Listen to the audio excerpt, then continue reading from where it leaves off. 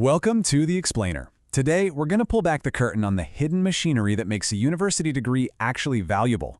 It's this whole complex, multi-layered system that's designed to guarantee the quality of your education, and we're going to break it all down. So let's just dive right in with the question that's on everyone's mind, right? How do we know a university degree is worth the paper it's printed on? I mean, really, what's stopping a university from just handing them out? All right, here's our game plan. First, we'll tackle why this system even exists. Then, we'll explore the 3 key levels of quality control, from the very top of the university down to a single program. And finally, we'll connect all the dots and see how it really benefits students. First things first, why can't a university just be good? You know? Why do you need a whole formal system for quality? Isn't that what they're supposed to do anyway? Well, the answer is this huge framework called the Quality Assurance System. Honestly, the best way to think about it is like the university's operating system for excellence. It's a built-in process that's constantly checking, evaluating, and improving everything from the lectures you hear to the labs you work in.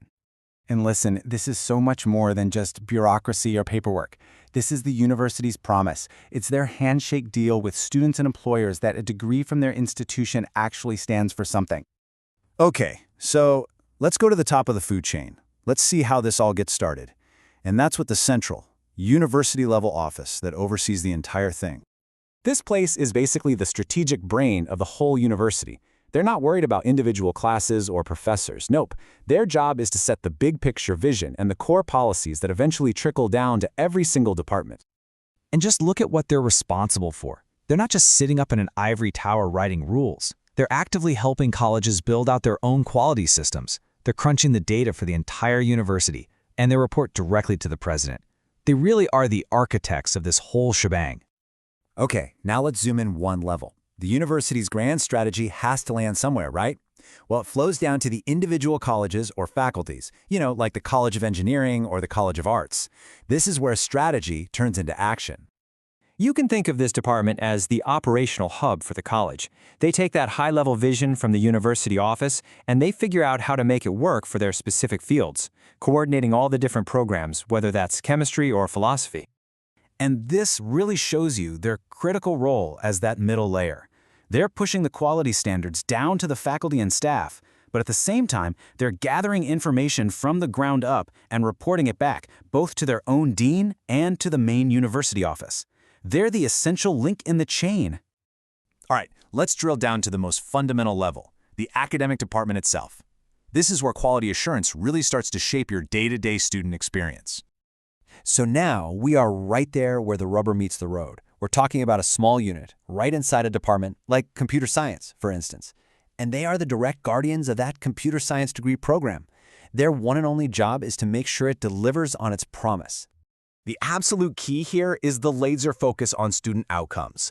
This unit is constantly asking, are our students really learning what we say they're learning? And depending on that answer, they're the ones proposing real, tangible changes to the curriculum and how things are taught. Okay, so we've seen the 3 layers: the big picture university office, the tactical college department, and the on-the-ground program unit. Now, let's put it all together and see how they actually work as one cohesive system. This comparison makes the handoff crystal clear. The university office sets the what, the broad university-wide policies, but the college department figures out the how. They take those big ideas and translate them into practical steps that actually make sense for their specific disciplines. And this table just lays it all out perfectly. You can literally see how responsibility flows downward, from strategic oversight at the top to tactical coordination in the middle, down to ground-level execution. But, and this is so important, look at that Reports To column. Information flows right back up the chain, creating a constant feedback loop. We've heard this term self-study or self-assessment at every level. It's really the engine of this entire system. But what does that process actually look like? What are they doing? Well, it's not a one-time thing. It's a constant cycle. First, you assess. How are we really doing compared to our goals? Second, you analyze. Where are we killing it and where are we falling short? Third, you make a plan. How are we going to fix the weaknesses? And finally, you follow up. Did our plan actually work? And then, the whole cycle starts right back up again. Okay, after all of that process, all the meetings, the reports, the self-studies, what's the actual payoff? Why does any of this intricate system matter to anyone outside of the university's administration? The real goal here isn't just to file a bunch of reports. It's to build a culture of quality. It's a shared mindset where every single person, from the president all the way down to a part-time instructor, is thinking about how to improve the student experience. And when that culture is in place, you get these amazing results. You get a cycle of constant improvement. You get that official stamp of national accreditation. And, most importantly, you get a better education that leads to a degree that employers actually trust and value. So when you boil it all down, this entire system is like a giant funnel. It takes all the different people, all the policies, and all the processes from across the whole university, and it channels them all toward one single goal: making sure the promise of academic excellence is actually delivered in the classroom every single day. And that leaves us with a huge question for the future, doesn't it?